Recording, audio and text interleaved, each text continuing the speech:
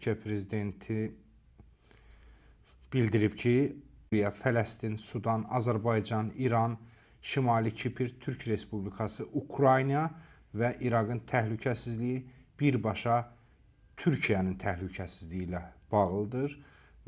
Buyurun Candar bəy, Ərdoğanın bu ölkələrin adını sadalamağa, qeyd etməyə və bu ölkələrin təhlükəsizliyini birbaşa Türkiyənin təhlükəsizliyi ilə bağlamasını siz necə şərh edirsiniz? Sarbəy, adı çəkilən dövlətlərin coğrafi məkanına baxsaq, Afrika qitəsindən Orta Doğu bölgəsi, Qafqazlar və Ukrayna daxil Doğu Avropadan söhbət gedir. Böyük bir coğrafiyanı əhatə edir və bu coğrafiyada həmin dövlətlərin güvənlik məsələsi Türkiyənin güvənlik məsələsidir anlayışı. Ondan xəbər verir ki, Türkiyə özünün güvənlik sınırlarını cızıb və onun uğrunda mübarizə aparır. Bu nədən qaynaqlanır? Həmin dövlətlərin, bilirsiniz, ərazilərinin dəyişdirilməsi məsələsi gündəmdədir. Ukrayna Rusiya tərəfindən işğal olunub ərazilərini itirmə təhlükəsi yaşayır. İran parçalanıb bir neçə yerə bölünmə məsələsi gündəmdədir. Eyni zamanda İraqda bilirsiniz ki, ərazilərin dəyişdirilməsi, yeni yapılanmalar, İraqın bütövlüyünə qarşı bir siyasət gündəmdədir. Həm də Türkiyənin güneyində Suriya dövləti olaraq federal bir Suriya uğrunda mübarizə var. Türkiyə tərəfindən ərazilərinə təhlük olan dövlətlərin ərazilərində dəyişkənliklər yaradılarsa, Türkiyə üçün də bir təhdid anlayışını ortaya qoyur.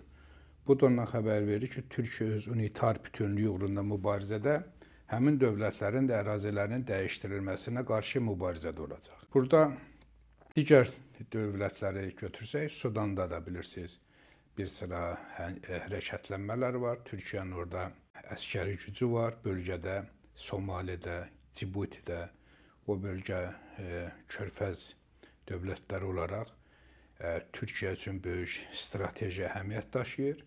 Və o bölgədə də hansısa bir yapılanmalar, dəyişkənliklər və digər dövlətlərin o bölgəyə təsir imkanlarının artırılması Türkiyə özü üçün təhdid sayaraq ona qarşı bir mübarizə olduğunu elan edir.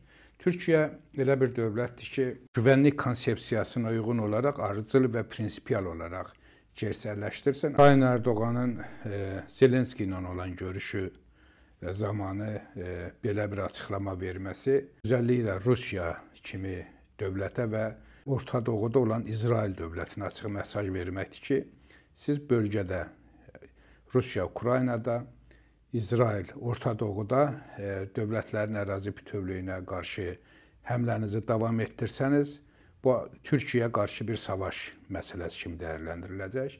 Mən hesab edirəm, həm də Türkiyə Cumhurbaşqanı Sayın Ərdoğanın Ukrayna Cumhurbaşqanı Zelenski ilə olan görüşdə belə bir açıqlama verməsi Rusiya stop mesajını açıq və net sərgiləməsi kimi dəyərləndirilməlidir. Rusiya.